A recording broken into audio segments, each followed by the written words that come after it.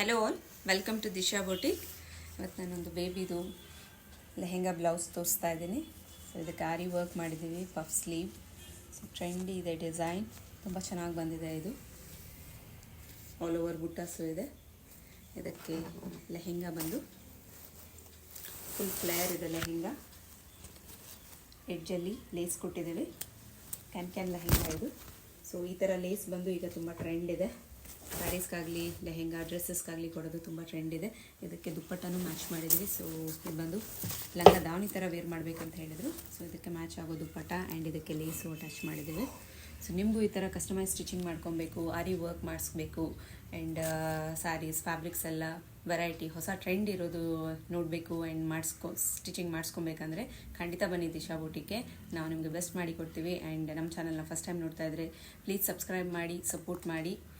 Please do visit Disha Boutique and follow ಮಾಡಿ ನಮ್ಮ insta ಪೇಜ್ನ. Thank you.